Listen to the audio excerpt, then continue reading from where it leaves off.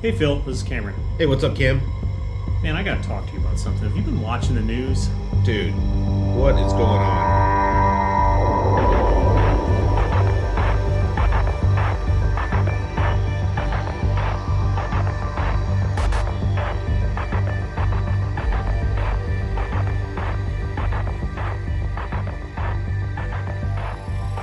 Pocket politics with Phil and Cam. Why?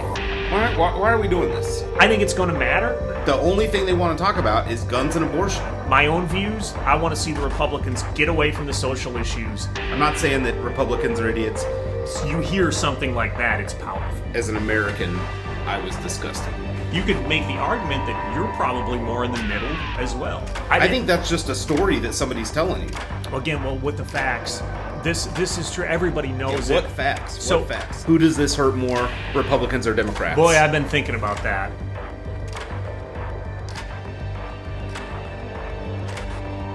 Welcome back to Pocket Politics. Cam, how was your week? It was good. How about yours?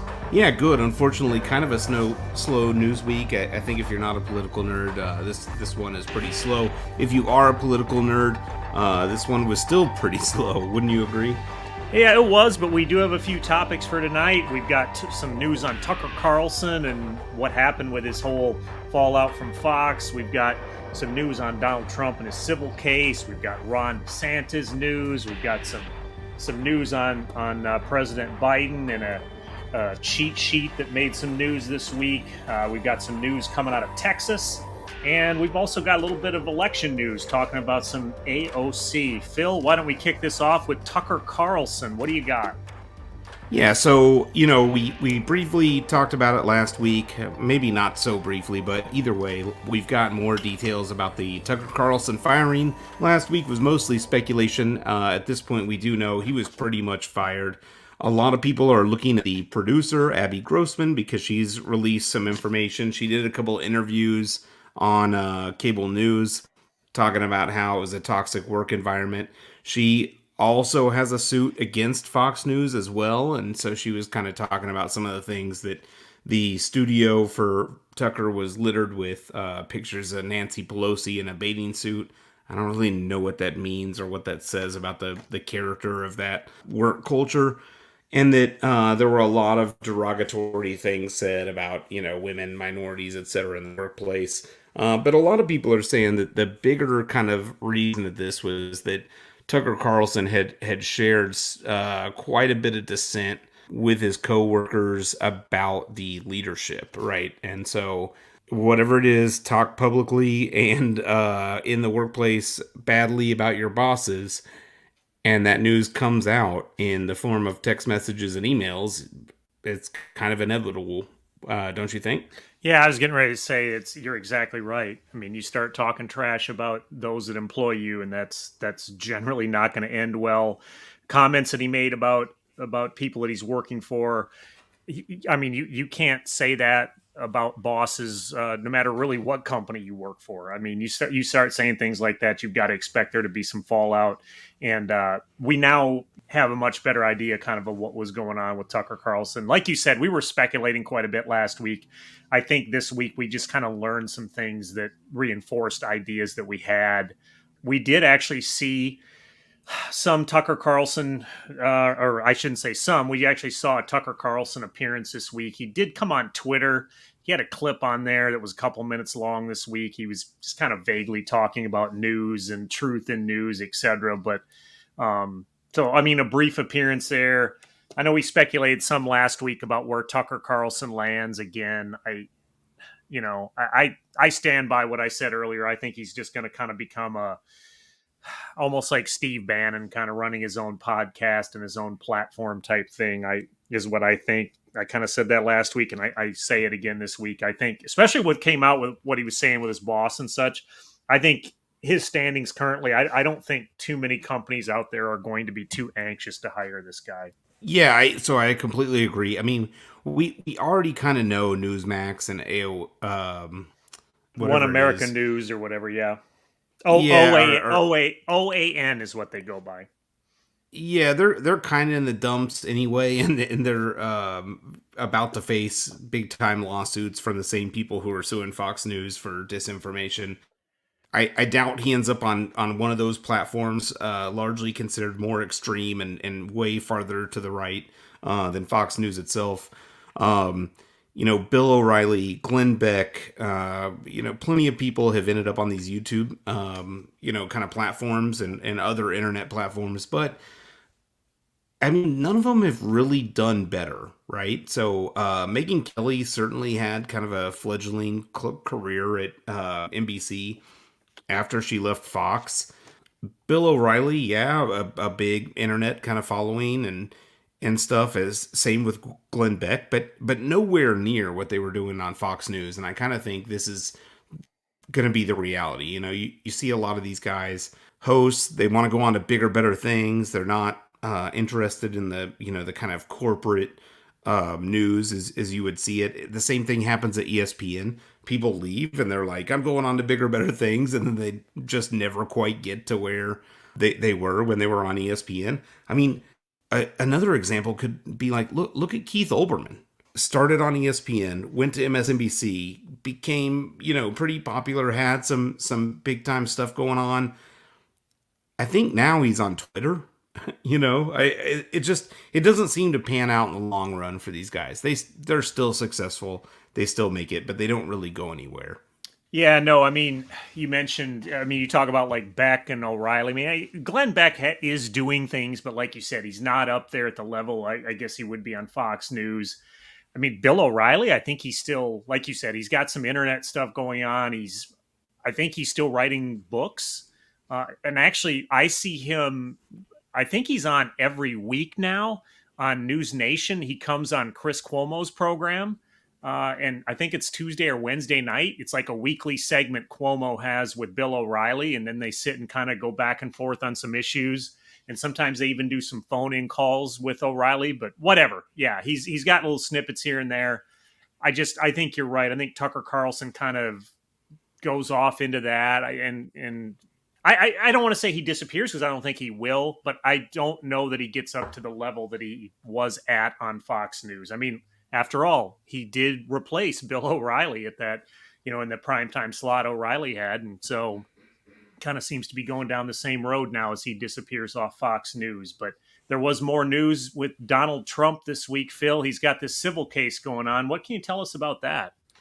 Hey, but before I get into the Trump civil case, though, I do want to add one caveat and kind of maybe a question about this, because I don't know that I've heard this talked about a lot in the stuff that I'm reading.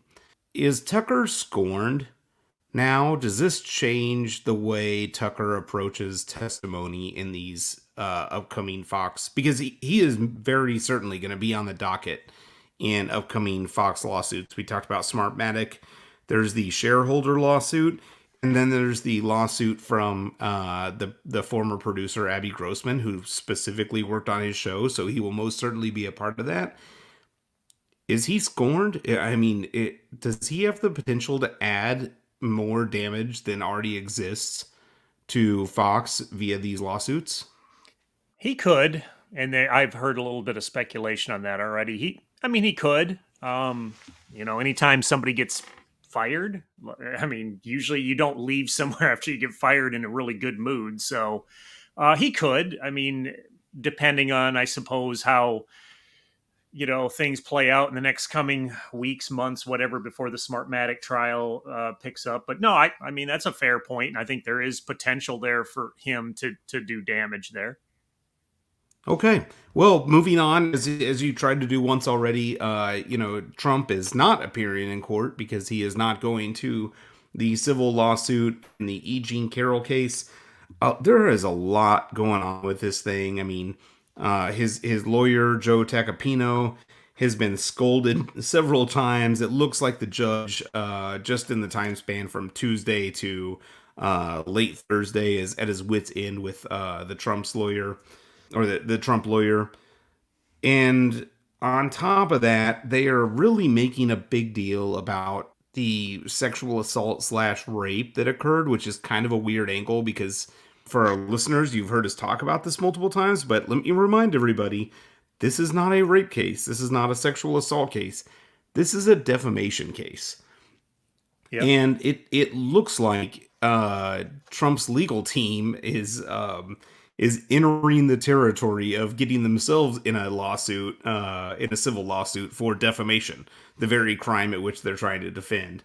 Yeah, they could. I mean, they you talk about they do seem to be digging in pretty hard on the whole, sexual assault slash rape thing from back in the 90s, and they've been digging in on the dates, right? Trying to press E. Jean Carroll on the date, and she can't, she hasn't been able to produce one. That's been one of their things is, was this in 95, 96? Or that's kind of the timeline she gives. And then they're trying to drill her down like, well, why don't you know the exact date, et cetera? So it's been some back and forth there, but you're right. It's a defamation case. But they seem to be turning it into more about a trial about the rape. Um, the interesting thing is there's been over 20 women. I think it's like 25 or 26 that have actually accused Donald Trump of sexual misconduct since the 1980s. None of these past accusations have gone to trial. Trump's denied them all. Now we're seeing, like you said, the defamation case come out of this one. Trump said, Trump's not going to testify on this, but I mean, how is this one going to end, Phil? This one's hard to tell, and because it is a civil case, it's largely inconsequential to what we're looking at. I think the biggest thing that this has to do is to show that Trump is exactly the person that people that don't like him think he is, and people that do like him deny that he is. And it doesn't really change that much in the political environment if we keep it to that. In the legal art environment, it is what it is. I just don't. I mean, I think she's going to win. If I were speculating, I just don't think it's going to do much after the fact, Yeah, I mean, I read, Carol she could end up getting millions out of this whole thing, depending on how the whole thing pans out. I think the bigger, or I should say, I think there are bigger fish out there for Donald Trump to fry. I mean, let's face it, there's the whole Stormy Daniels thing going on, the mishandling of classified documents, the stuff with attempting to overturn the election. Those are all big things that are out there. One of them is playing out, literally right now, the Stormy Daniels thing. I mean, we've talked about it before, or at least I've mentioned it on one of the past episodes. Bill Barr, right? He thinks that the mishandling of classified documents may be the kind of the straw that breaks Trump's back, or the one that he gets in most trouble out of. But these are all going to be bigger cases, I guess, than this whole Trump civil case. It's just we're seeing Trump, I guess, in the news for yet again another thing, another lawsuit, another trial thing. So it made some news this week. But yeah, I mean, I'm kind of with you. I don't think it's going to have a whole lot of bearing on anything other than maybe Donald Trump's pocketbook, I guess. Yeah, and I agree with you 100%. I mean, you mentioned it, bigger fish in the legal world. We had Mike Pence testifying in front of the special grand jury, or the grand jury that Jack Smith has set up. Again, he's looking into both the January 6 crimes and, or should I say, potential crimes. Even though we all know where there's smoke, there's fire. We've got, this Abby Grossman scandal at Fox News. Well, it turns out she turned over the 400, recordings or whatever it was. There's some heat around Peter Navarro again. I mean, there's all kinds of stuff surrounding this. So we'll see as this plays out, and we will keep everybody updated. Let's go down to Florida. A Florida man apparently is getting sued by one of the largest corporations in the country and the largest corporation in the state of Florida. Cam, you want to take it from there? Yeah, well, we were just talking about legal issues, so here we are with Disney suing Ron DeSantis, the governor. Phil, you mentioned the size of Disney. Let's just start out by saying Disney employs 75,000 people in Florida, and they pay 1.1 billion in state and local taxes. So they are a big deal down in Florida. So this past Wednesday, they sued Ron DeSantis, saying he made them a targeted campaign of government retaliation. Now, both DeSantis and Disney, they've been at odds for the past year, stemming from DeSantis's parental rights and education bill that was all in the news. I guess it was last year now. And yeah, I mean, it's just kind of been a back and forth kind of drama-filled thing down there. it all kind of stems or goes back to Disney spoke out against the law. Then DeSantis sought to gain control of the Reedy Creek Improvement District, which is a government entity that controls the region where Disney's located. And then it was back and forth. DeSantis tried to pressure the board, get more control over the board. DeSantis threatened Disney then with higher taxes, possibly building a prison next to the resort. Yeah, I mean, it's just kind of been back and forth drama here. Phil, what else do you got on this one? So one, I don't know enough about the legal system and the precedent for this kind of stuff to tell if this is going to how this could potentially go in court. The second thing I'll say is that I don't see this as a good move for DeSantis, right? So the 2 points I have on this is one, whether it goes well or it goes poorly, the message is not necessarily that good. The Republicans largely take the stance, especially MAGA Republicans, of let corporations be corporations, less regulation is better. Yet then they fight these social wars against, I mean, they did it against Major League Baseball a couple of years ago, when Major League Baseball decided to take the All-Star game out of Georgia. He's going after DeSantis. It seems like kind of a quandary when you look at the just straight hypocrisy of being better for corporations and all this stuff, but then simultaneously trying to kind of fight social wars against them. The second thing is I think this opens up a huge opportunity for anybody that wants to go against DeSantis, particularly Donald Trump. And what the narrative that we're most likely to see is that this does not play out well for DeSantis. It hasn't already, right? He dissolved the board and tried to put in his own, leadership board for that Reedy Creek area. And then basically they wrote a clause into the thing that said, he can make decisions with his board 20 years after the last remaining descendant of King Charles, or what, you know what I mean? It was just something ridiculous. It was most likely going to last like hundreds of years. So he's already been kind of one up by Disney, and they beat him in one area, and he's still going after him.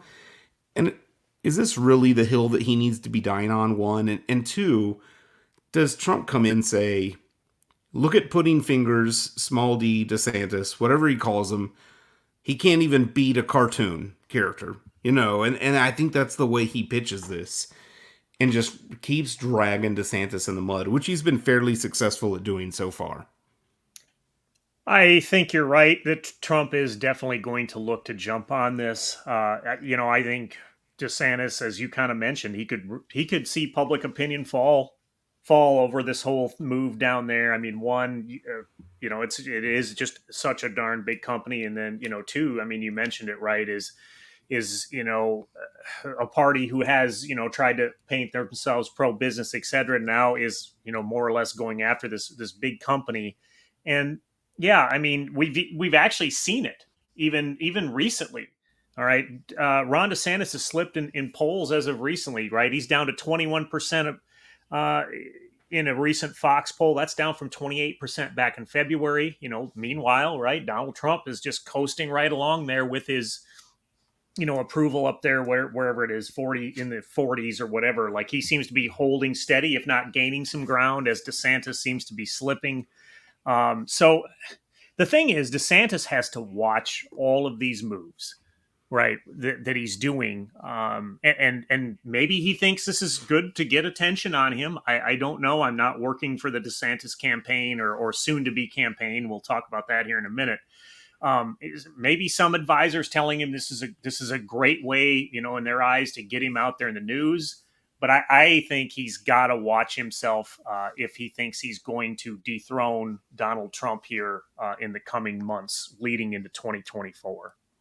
Yeah, and it looks like he's using the kind of old mantra that any publicity is good publicity, but I don't think that mantra carries weight in a Trump defined world. I just think that Trump is going to be able to outswing this. He's gonna build a bigger fire per se. It's just not going to work out, and they it's like, come on, they launched that campaign ad. I don't know if you had a chance to see it, but it was like literally a picture of fingers dipping into the cup of pudding. I Yeah, mean, I've seen that. Yeah.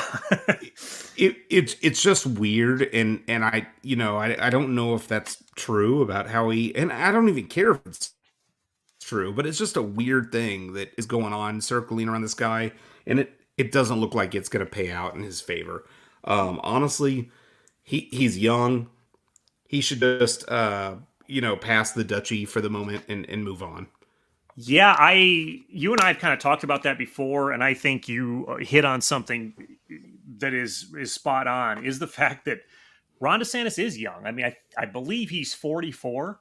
Don't quote me on that, but I think it's 44. And yeah, he's got a long time yet to be in the political arena. I mean, he's got a lot of legs, right? A lot of room, I guess I should say there.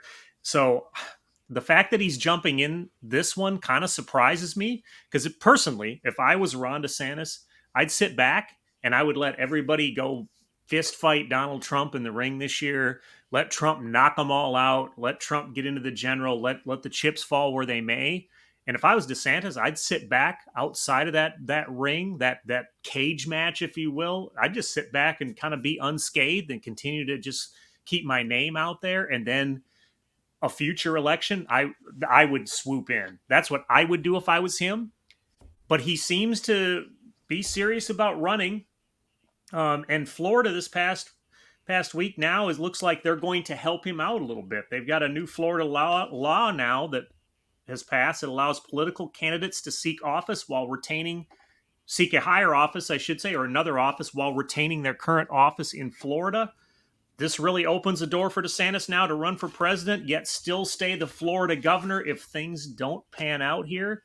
They're saying now that DeSantis is expected to announce in June. I actually heard specifically mid-June, which would put that about 6 weeks from now.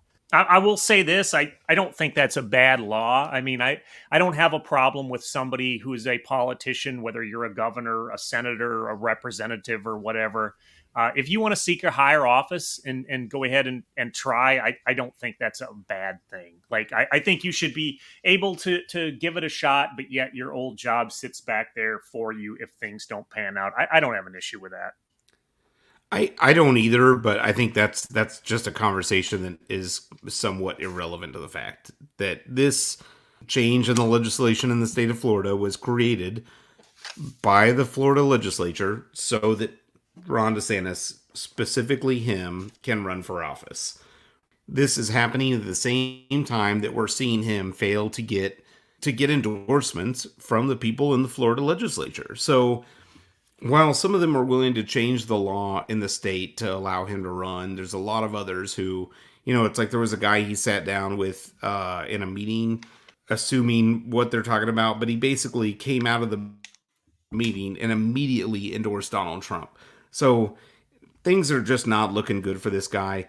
If Ron DeSantis wants a future in politics, he's really going to stay away from this one because I guarantee you, Trump is going to go out there and ruin the political career of Nikki Haley, of Tim Scott, whoever else decides to be around. I mean, he's already, Hutchinson.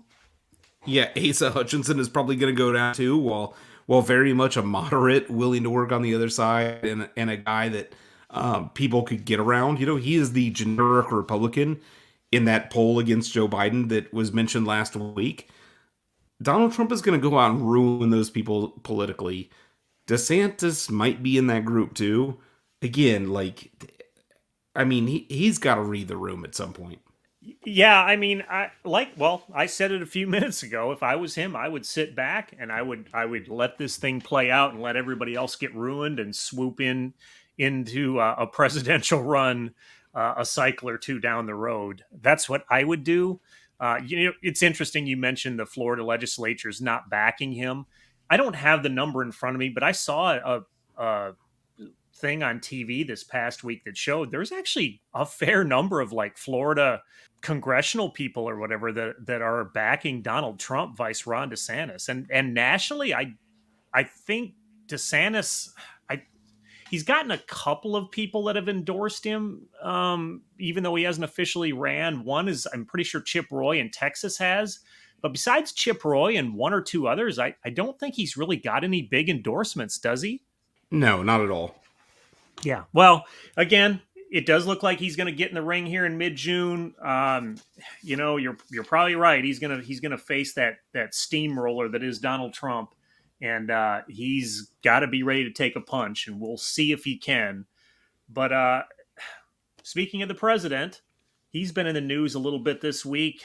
Here on Wednesday, photographers captured Biden holding a piece of paper, or a card, I guess it was, that many say is a list of questions that were given to him ahead of time. Specifically, the card had a photo of an LA Times journalist and how to pronounce that person's name, along with a question on it. This has now, of course, prompted many of them Republicans, to accuse the president of working hand in hand with certain news agencies. Some are saying this calls into question ethics and a fair press. Now, the White House has pushed back and says it's normal to gather questions each day so that they can better prep the president for what's coming and what the public wants to hear, so they kind of have an idea here on things. I got my big thing on this. I'll just say this. I don't think it's the end of the world, but I don't think it's also a good look for Biden, as specifically because there are a number of people, mainly people that are, trying to run against him, et cetera, that are calling into question Biden's mental well-being and, hey, he's 80 years old and what's his mind like? And then they see this kind of card and of course, they're going to swoop in and jump on that and say, well, he can't handle it. He's got to have, pre-staged questions. So I'll say this. I don't think it's a good look for him. I'll flip it over to you. Okay, so just to be straight, I've got two main points on this. For those of our listeners who don't know me personally, I spent a handful of years working for somebody, it was actually three different somebodies who were considered to be very high up in the military. And I worked with them on a personal level. Every time there was a press conference, a visit from a foreign office or a higher official than them, or even sometimes lower officials than them, anything that could garner any sort of publicity, the protocol office in the building I worked for would go through and create exactly this. It's a cheat sheet. It's here's what we expect. We've reached out to their team, and their team has told us these are the things that are going to be talked about or that want to be talked about. This is not a scandal. If you think that is not happening on the White House level, or everybody's delusional. This is happening on a day-to-day basis. He's got a whole team of people in protocol and publicity that are working on this stuff. This is a nothing sandwich. The Biden cheat sheet, yes, it is a Biden cheat sheet. That's exactly what it is. Trump had the same thing. The problem is Trump can't be controlled, so he goes out into COVID press conferences and says dumb shit. It's the same for every presidency. They all get these. They have huge teams of people to prepare them to deal with the questions and what is appropriate and what is inappropriate to say in any given situation. The second thing I'll say is that when you sent this to me as a topic that you wanted to discuss this week, I just did a plain Google search. You know what the first thing that popped up was? What's that? It was the Hindustan Times.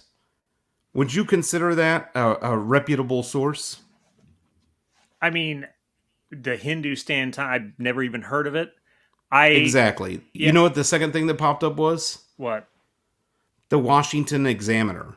So let's also again not a very credible source. The one credible source that I could find that was not an opinion piece, right? Because I considered Fox. I was like, okay, I'm going to give them the benefit of the doubt, even though they're basically owned by Dominion right now. I'll give them the benefit of the doubt and read their article. It was an opinion piece.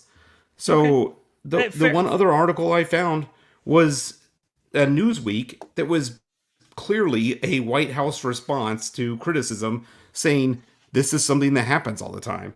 I'm not trying to repeat their narrative. I'm just telling you I've lived in this world where I worked with a public affairs office and a protocol office, and this is something that just happens. And if people aren't exposed to that. It's a thing. Yeah, fair enough. And to be fair, you and I also furthered the conversation when we talked about this, and I told you that I had seen this on all the different news networks this past week, and that's why I grabbed it for something to talk about this week. But as I said, I still don't think it's a good look for him, and he is being right, or I shouldn't say he is. This is being used against him. As I said, it's kind of like that death by a thousand cuts.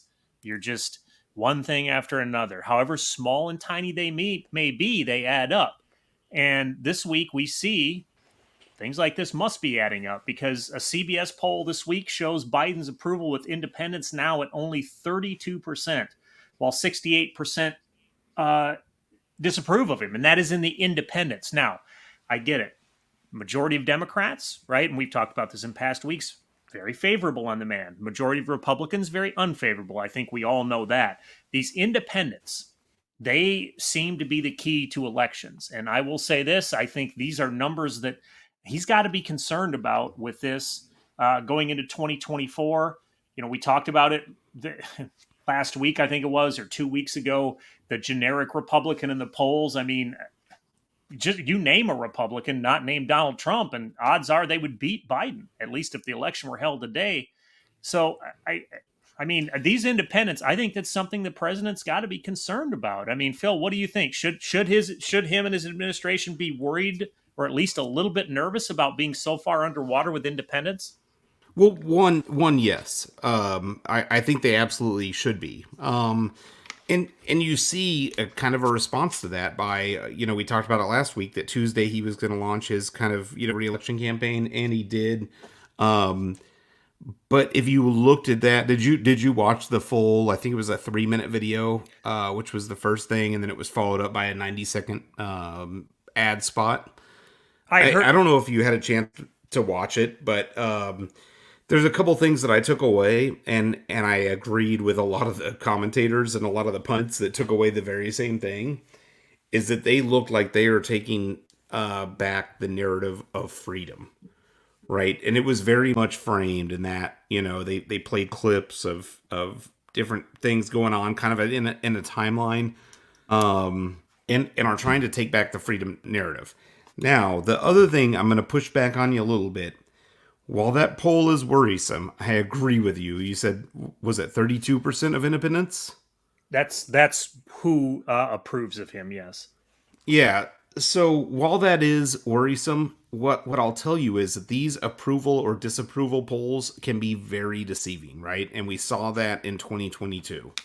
I don't think they're a blank slate. The same poll that we've talked about a couple of times now, this Biden versus a generic Republican. I think if you ran the same poll, DeSantis versus a generic Democrat or Trump versus a generic Democrat, you would get the same results. And I just think, what is a generic Democrat? Like, we don't really have many of those anymore. I mean, we talked about Asa Hutchinson. I think that is your example. I just don't think he's going to make it through the primary cycle. With that being said, I'm not going to put too much emphasis, at least in my mind, into the approval rating poll amongst independents, because guess what? I'm pretty progressive and pretty liberal, and if you ask me if I approve, I'm going to give you the it's going to be hard for me to click that box. Do I understand the circumstances? And given the circumstances, am I willing to put another 4 years with Joe? Yes. Because those are the circumstances we're dealt. In this mass scale, statewide race, political challenge that Americans are given, those are the circumstances. So I just don't want to put too much faith into a poll, because even, yes, I am in some ways dissatisfied. However, I know what my options are. And most likely they're going to be Biden or Trump. Yeah, which I will also add the majority of the country, I think it was like 67% or close to 70%, say they don't want either one of them to run. And I still find it interesting.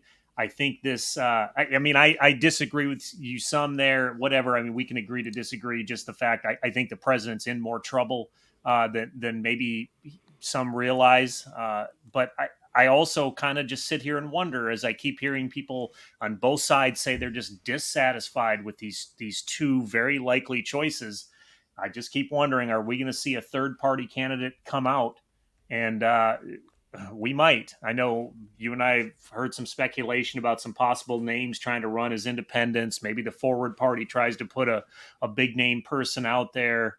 Um, yeah, it would be really interesting to see if somebody came out and I'm not saying this independent or third party candidate wins, but they sure could sway the election. I'll say that. So I think we No, will. I agree. I think if you tell me what scares me or is keeping me up at night most days in the political realm, not that I'm losing any sleep about this because I'm not, but the writing's on the wall. You and I have talked about it off air, but Joe Manchin is certainly the wrench in the chain in this one.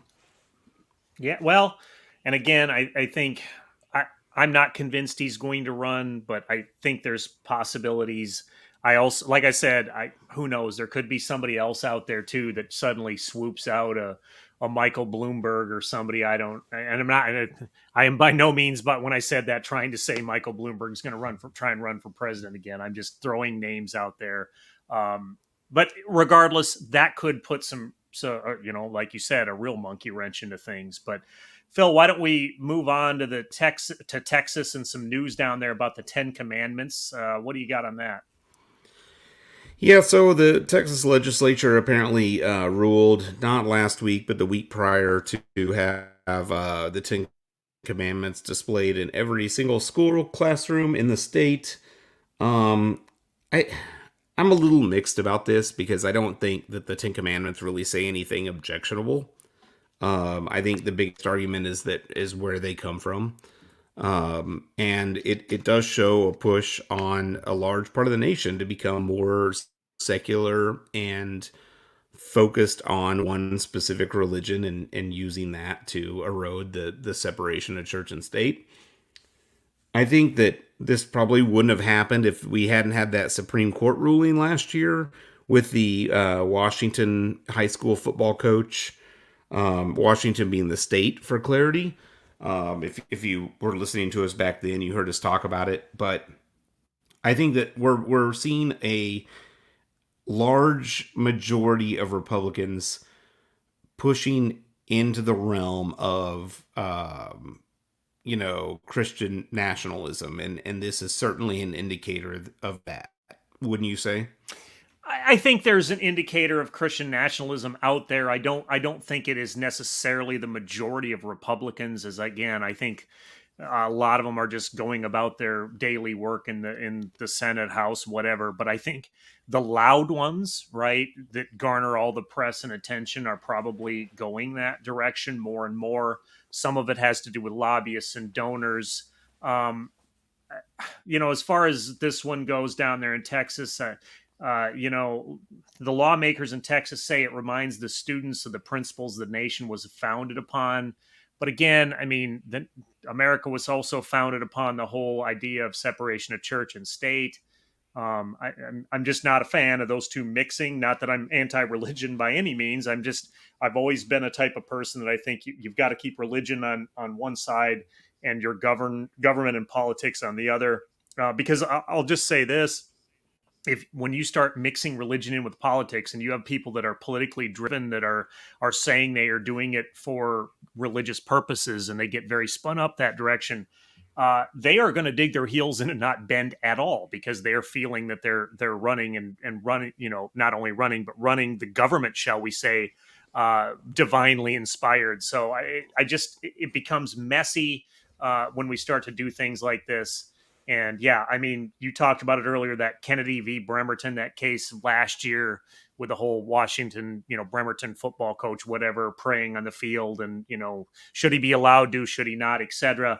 That kind of opened the door up for this. And people in Texas, one of the lawmakers specifically said, yeah, I think the Supreme Court would side with us on this if it ever goes up. And he specifically talked about the Kennedy versus Bremerton thing. So, yeah, I mean, I guess as it stands, Texas is going to be displaying the Ten Commandments, and you said it, every classroom. So I guess if you're a school in Texas now, every single classroom, I guess, will. I mean, is that like something they just have to put a poster on the wall? I guess is that what they're doing here?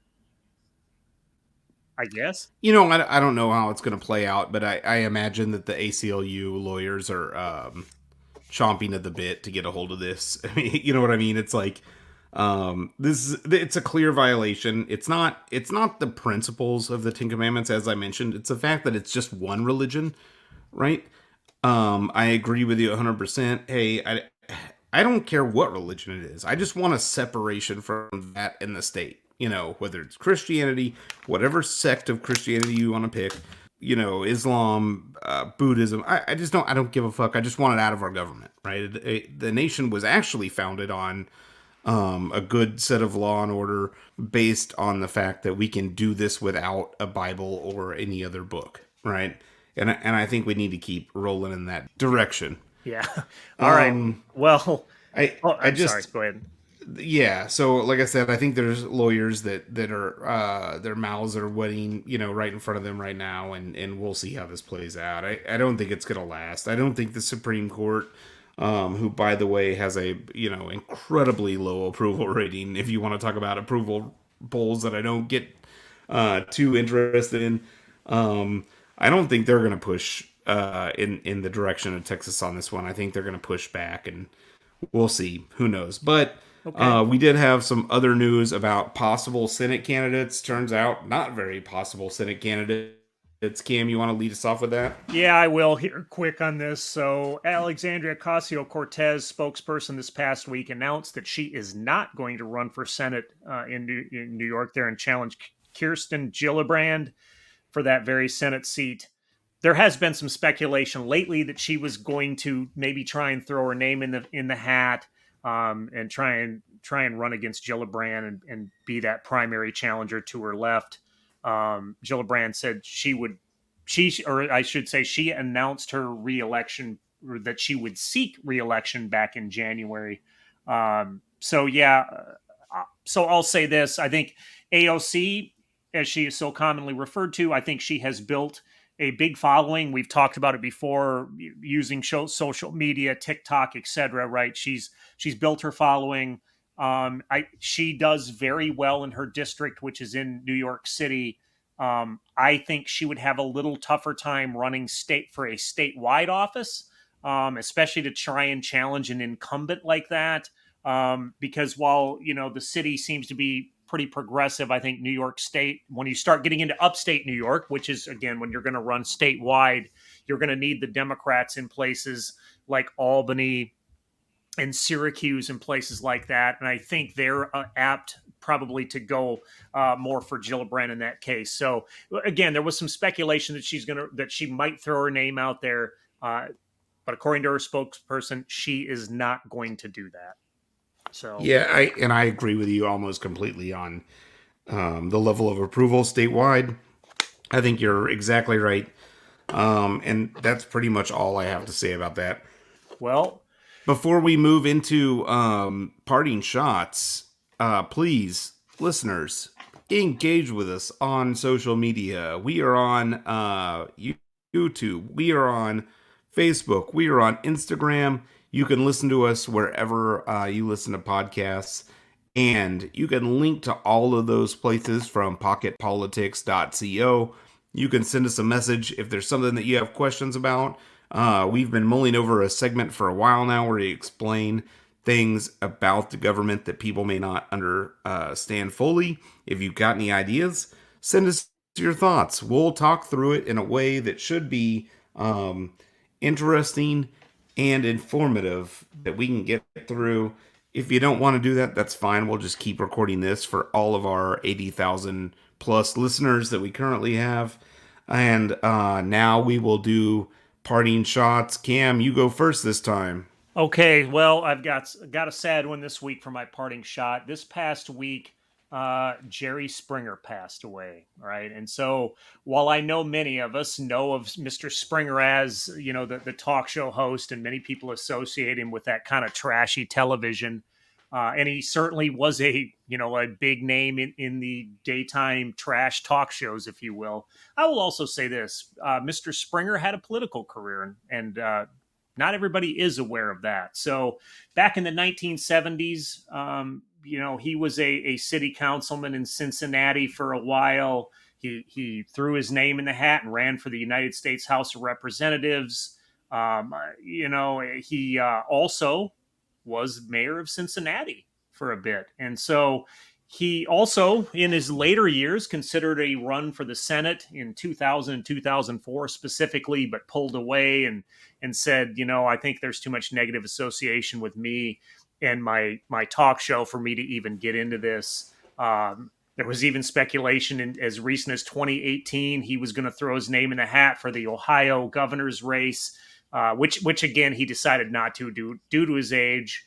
But nevertheless, Mr. Springer, he remained very much a fan of politics, followed it closely, and spoke about his time in politics back in Cincinnati and Ohio pretty fondly. So yeah, I mean, with that being said, yeah, Mr. Springer, you were 79 years old. You certainly made an impact on this nation. Rest in peace, and thank you for all you did. Phil, over to you. Yeah, so I rest in peace, Jerry. We all grew up watching your show when we were home on summer vacation. Seeing daytime TV and stuff like that while our parents were at work.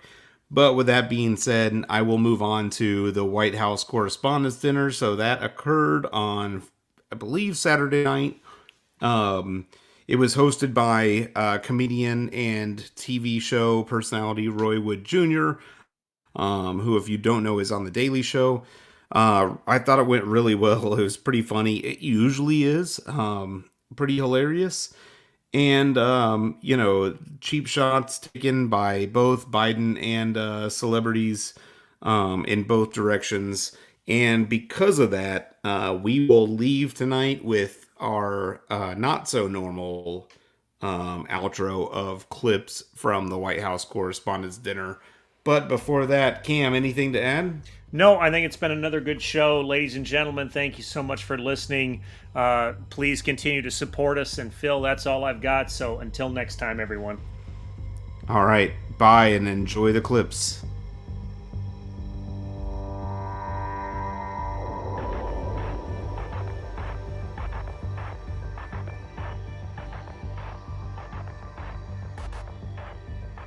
We should be inspired by the events in France. They rioted when the retirement age went up 2 years to 64.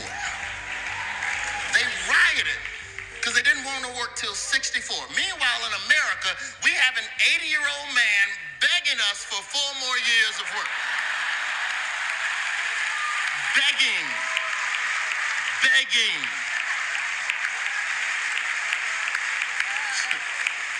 Let me finish the job. That's not a campaign slogan. That's a plea.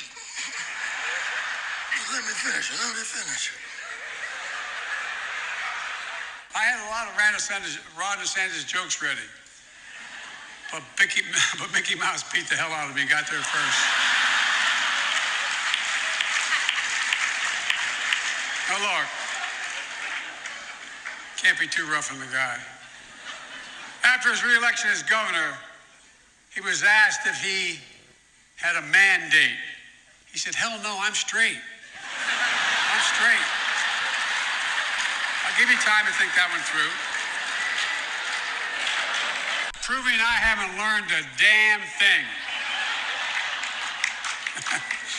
I want everybody to have fun tonight, but please be safe. If you find yourself disoriented or confused, it's either you're drunk or Marjorie Taylor Greene. But I think it's fair that we should give credit where credit is due. Tucker Carlson is the first host to get fired from Fox News for something that's only partially about how he treats women. That's progress. He shattered the asshole ceiling. Speaking of assholes, Don Lemon is out of a job. How funny is it that you work in the news, then watch on the news that you got fired from the news? Don Lemon is now the most obnoxious guy in the history of CNN. That's not fair. Even Jeffrey Toobin looking at Don Lemon like, ooh, he rubbed me the wrong way.